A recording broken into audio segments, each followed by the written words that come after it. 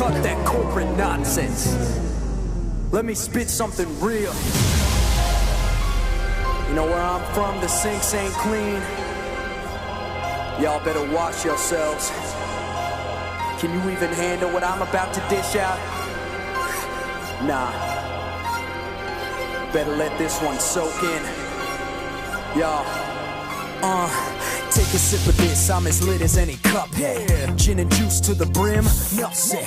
Packing heat, yeah, I'm somewhat of a hothead. Struck a deal with the devil, now I'm racking up debt. I made a dumb bet, mama don't get upset. I'm a cup of trouble, have you seen my mug shot yet? Forget a finger gun, grab a gat, drop dead. Backhand your boss, when I'm done I'll leave him jobless. Can't stop me, I'm running like a faucet. Cup runneth over, don't you ever try to top it. Knock back a shot of this and then you'll kick the bucket. I can be drunk from, but cannot be trusted. Heads up, hit the deck, mug man. Get kicked to the curb and your head busted.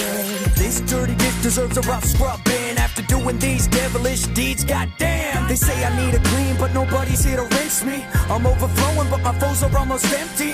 Beg for mercy, but they know it won't convince me. Put me on the shelf like hell, did you forget me? You'll never catch me crying over milk that's blue. Don't ever test me unless you wanna get cool. I took that devilish gamble, nothing that a compact couldn't handle. And now it's time to flip the real. Any line that you happen to draw is a line I'll be stepping across. I'd rather inhabit a world that lacks any laws. I came to raise the roof cause I'm off of the walls. My demons need some exercise, a little caffeine ought to get them energized. We'll never get to heaven when we die. Can't get any better, we already bet our lives. Forget fairy tales, they're fizzing out. I'd like to throw hands with that damn Mickey Mouse. Kick his ass and I'll knock Walt Disney out. I'll leave him with the taste of toxic in the mouth. My hand's been dealt, it's a bad draw though. I go all in when the rest all fold. Looks like I'm on my...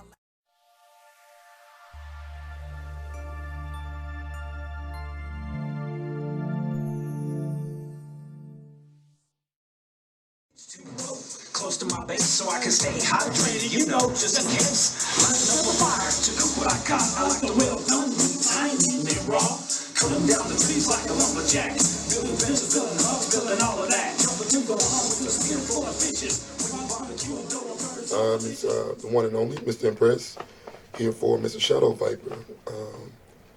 Amazing talent, upcoming artist here in Dallas. He's been a good guy. It's been really good to see him prosper as an artist, as a man, individually. And we have some good history. I think it's been about 4 years, almost 3 or 4 years now, since I've known Shadow. And randomly, just popped up one of my shows, as much as any other artist. But Rip the Mic is my show, and Shadow Viper has been a great support to our campaigning, our weekly platform for talent. But it's also been beneficial for him to kind of get his feet wet and open up and let go and show and express what he has in his heart and his creative works. So it's been pretty good watching his journey. And he still has more to go. Definitely more to go. So we met, I think, our first event with, gosh, I've done so much. Let's see, the first event with Shadow, I think it was Radius Gold Bar. Was it Radius Gold Bar? Or it was at that biker club. You're right, it was at Strokers. Whoa. Okay, so we were in a transition. We were in transition to relocating to another location, and Strokers was available, which was an interesting venue because I don't think we've used anything like that ever before. But Shadow was huge in participating in our campaigning at that time. So I think that was, man, that's wild. That was so long ago.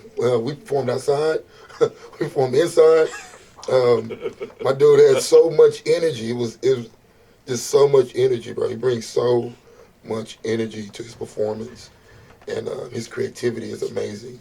So when you hear Shadow's music, you are unexpectedly surprised. But Shadow's great. He came in with a lot of energy. He's very outspoken, and he shook a lot of hands. And networking was huge for him. So a lot of people were interested in knowing who he was with his music. So him tapping in with that different sound just raised a few eyebrows for a lot of people. So he has this pop, rock, hip hop type of energy going. So it's definitely an authentic type of sound for your generic hip hop listeners. We do gain a lot of hip hop artists through Rip the Mic. So him bringing that different type of sound into what we also attached with a lot of other talent was very awesome and very welcoming. I've always invited him to come because it brings us a different vibe to the environment, to the atmosphere, and Shadow comes with it all the time. So our short-term relationship here has been great, very supportive. He's done some competitions with us as well. I think you placed a couple times actually. Right. Yeah, he placed a couple times. I think second place he placed, and he's done some great things, man. So with him participating, he's also won some cash with us, and he's reaped the benefits from just showing his talent and being consistent, man. So with that being said, I'm always here for Shadow and what he has coming up. Anything he needs, anything he wants. I love to see him grow within his career, and I'm excited to be a part of it, honestly. Shadow is an amazing human, bro. His soul is so amazing. It really, like, people like Shadow inspires me to do what I do, period. When you see people with their energy and they want to do better, they want to learn, they want to know, they want to develop, they have dreams, and that's what you see in Shadow. And you see it when he performs. You see it, like, he's smiling, he's laughing, he's sweating. That's the type of energy I love around me.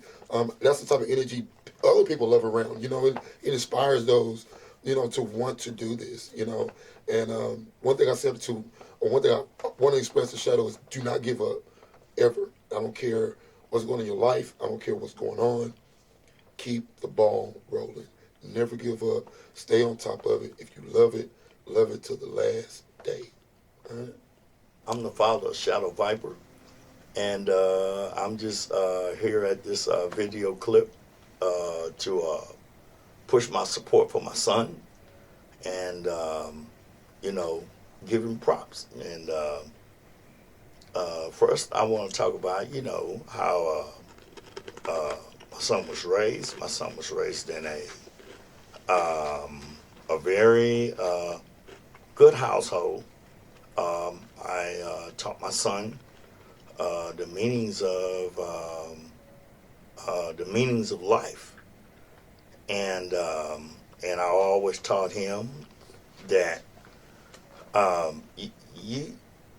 you don't have to be a bad boy in order to encourage your music. You don't have to pretend to be somebody that you're not in order to be successful, or if you just come from a poor neighborhood.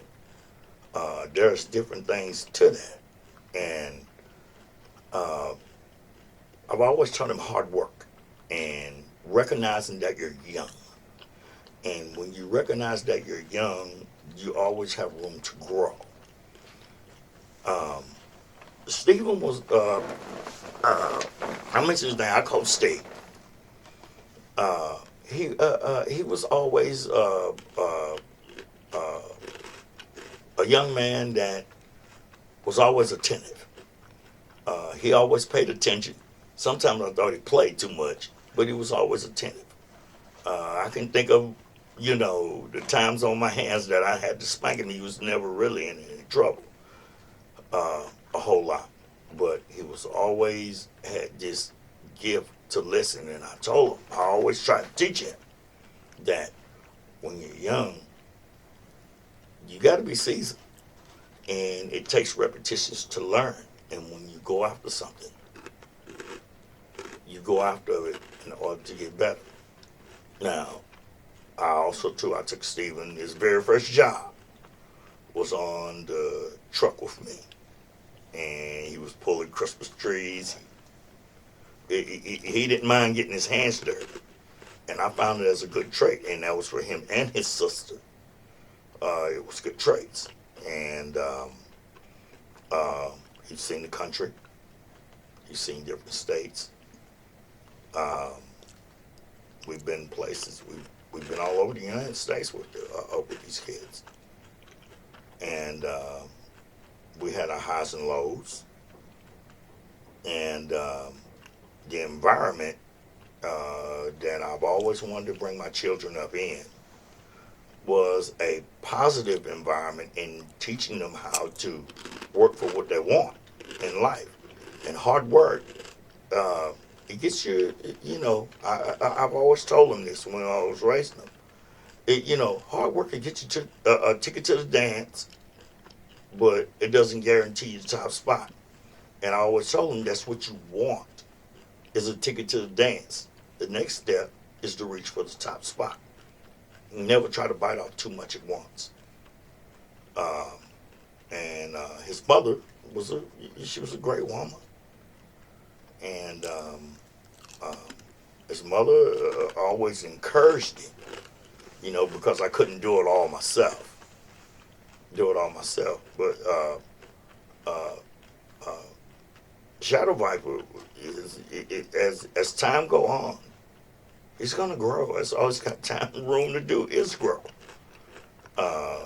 Grow in his life, cherish what you do, and main thing out of all things is that I taught my son and my daughter to stay out of trouble with the law.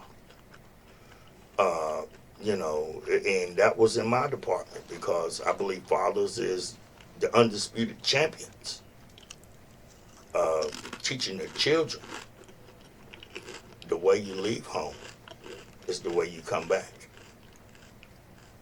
It's the way you leave home, the way you come back. No problems when you leave, no problems when you come back. It's the way you left home. And for us to go with the trolls out here, I got news for you trolls. If you got some type of problem with me, let's take it up in the courts. Let's do this. You're not going to torment my family. And I believe the people out there, who I'm talking about. No problem. Just take it up with the courts. And that's all I got to say about that. Ain't nobody running from you. No one's going to run from you. And, but moving on, this interview is more about my son. And I'm here to support him. And I'm here to support our family. And I'm going to be here. And I'm not going anywhere. And I want to say thank you to Rip the Mic and Mr. Impress for showing his great support for my son and my family, and being so energetic. And was just Mojo Music, Mojo Studios. Yeah, I want to send a big shout out to them, to Mojo Studios, for bringing my son off into his family, because and I like to say to them, you brought in a great young man that was well raised, and he come from a great background. It wasn't always the rumble and tumble.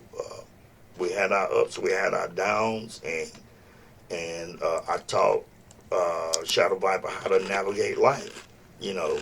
It's not as easy as standing up and walking straight, and to go straight to the kitchen. You got to take quick and turns, and that's the way you got to do it.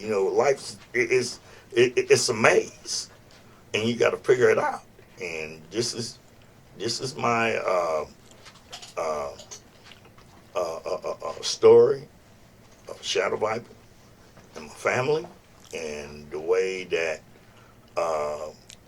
I address my family, and I'm the king of my family. I'm the head of the show, when it comes to home. And I laid expectations up on him, and I told him, just because you're young doesn't mean, and you don't know how to do everything perfect, because everything takes repetitions. And as long as you keep fighting for what you want, you're going to get better and better and better and better. My name is Stephen, the father of Shadow Viper, and I appreciate everybody for giving me this opportunity to speak. Thank you. Peace. What's good, y'all? It's your boy Shadow Viper, and you tuning in to the Inferno, the Shadow Viper story, the documentary. And I want to list off my 10 favorite songs that I actually done when I've been recording. The first one was you just got your ass kicked, which is, man, that song was something else. I mean, I was sending messages out there because I won't say it's hip hop. It's still the gold standard, but it's not, because it's like, I can't understand what y'all be saying. I'm going ahead and say it. Number 2 is One Chance, is because, you know what I'm saying, we want to melt back, but I want to send all the artists, all the indie artists, all the underground artists, that we all got one chance in life. We all reaching for something. We only got one chance for it. The third one is, man, this one was hard. It was Back in the Ring. It's when I got sick, but I was making a statement that, you can do anything. If it doesn't matter if you're sick, if anything, you can bounce back from it. Number 4 is, man, Ride or Die, featuring my girl, Miss Maria, Miss Note. And she brought the vocals, and I brought my my rap talent, and Ride or Die was very awesome. And number 5 is One Hell of a Dad, which was a dedication to my dad. He's the one that raised me with my mom, and he always gave me the energy, the boost, and everything he to keep it going in this crazy world. Number 6, man, oh my God, Art of Survival, the very, very first one, the very beginning, is where this is where it all started. This was the turning point for whether I'd rather be the Shadow Viper or I'd just be the guy that wanted to be a hip hop artist, and people loved it. Number 7, Gangsta Mafia. This is where now I know I got a lot of flack for that song because I said smoke more coke than Lindsay Lohan. I never done that. I never done that a day in my life. Even though my dad was gonna whoop me with a switch. Hey. Number 8 is in the Borderlands. In the Borderlands, which was a very awesome song. Which is when I went off to school and when I was leaving my parents' home. It was like crossing a border, but at the same time, you entering into another world. You entering into your own type of world. And number 9 is, oh my God, On the Grind. On the Grind is another one of my favorites, because before I was Shadow Viper, I was this young kid, this young 16-year-old that was working in a tire shop, and I wouldn't recommend any kid do this.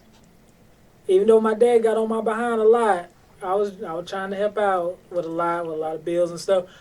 I was working at a tire shop making $5 to $10 a day, and my dad got on my behind about that. Number 10, Code 9.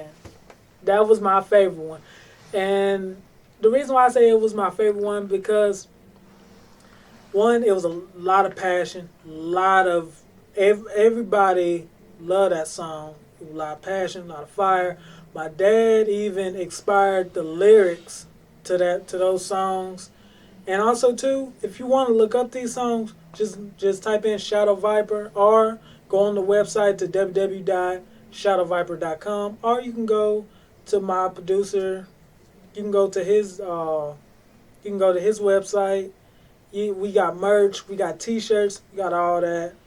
Or even you can talk to Miss Note, to Miss Maria, and she can hook you up with the album.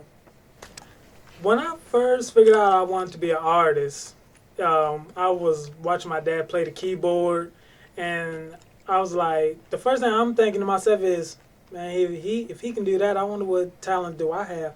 The very first time I tried to play the keyboard, it didn't feather out too well. But I remember my dad, he used to listen to all these old MCs like Dr. Dre, Tupac, Biggie, Curtis Blow, Fat Boys. Man, I mean, I used to listen to them all the time, and I used to like how the way it sound, and it was graphic, but I liked it. I just liked it the style and how the way they came out, and I was like, wow, I want to know more about these dudes.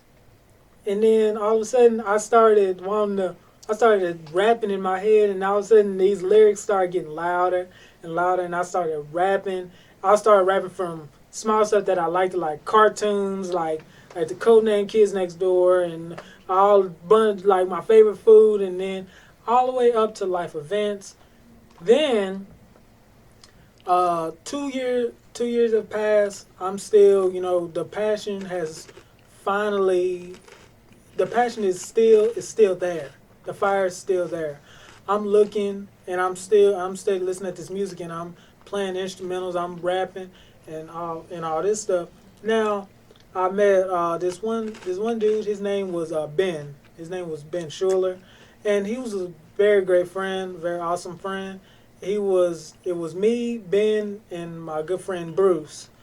That, God bless his soul now. And we all used to sit around in Pleasant Grove. We always be around these little dumps to be rapping. Ben be beating on that because he couldn't rap, but he could make beats with the drums and stuff. And we were all rapping, and I said something that was corny, but they were like, yo man, say that again. They were like, oh man, and we were all made plans about how big we're gonna make it in life, because we will always say, man, we don't want just to go out and just be up under somebody, working up under somebody. I mean it's cool, but we want to reach new heights. We want to take care of our families and stuff like that. You know what I'm saying? And the thing about that is, I had the first job, and the guy, he wasn't very nice, and I was going from job to job, and they wanted to, man, they were trying to keep a brother down, and going from paycheck to paycheck. I mean 400 a week isn't really gonna get you nowhere. It wasn't really getting me nowhere. So I didn't do like every other. I didn't do like your average person and be like, oh well, if this ain't working, I'm gonna go sell drugs. No, I didn't do that. I got my hustle on. I used to buy sometime 4 to 5, 6, 8 newspapers, and I would just throw them all away and just go in there to see what jobs are hiring. Started at temp services. That didn't work. Then I got on with automation. They sent me to craft. Did good for a while. I got sick. They let me go, but I still had my music. Then all of a sudden I met someone that was at craft. Her name was Miss Maria. And she was like, hey, Steve, give these guys a call. I was like, all right, cool. They got me in the booth. All of a sudden, it was my good friend JT. Got me in the booth. And all of a sudden, we saw, like I said, the passion was still there. And much as I was away from the music for a while, but the more and more I stayed away, it was like I wanted more. I just wanted the music. Then, but where it very first started was in the church. I was in church. It was Saintsville Baptist Church. It was Saintsville Baptist Church. I was on the men's choir and I was on the concert choir. And I tell you, that's where it all started. It was awesome. First, we was going from church to church singing. Then we hit the grandest stage of them all, Bass Hall in downtown Fort Worth. Okay. It was awesome, and it was great. We had a sold out show. We were selling tickets. Mostly the tickets were to go towards charities, go towards, like, they would give us like 50 tickets. And wherever, I mean, we can either choose to keep the money or we can choose to donate it to whatever charity, or we can donate it to our church. Me, what I did was 50 tickets. What I did was I donated half of it to my church, to Saintsville Baptist Church, and I donated the other half to charity. So a few years passed on. Wow, this part here gets real technical, because Maria, she tells me, she gives me a call that, she like, hey, Steve. Okay. So Miss Maria, she called me up. She said, Shadow, she was like, I was looking on Facebook and she was like, I see this other guy. She didn't say no names. I was like, what's going on? And she was like, well, this dude, he's posing as you, and you know what I'm saying, he's saying a lot of things. And I was like, okay. I was like, okay, there's a lot of people pose as me. I mean, I mean, you know how many people pose as me? She was like, no. She was like, no. This dude said that this is your brother.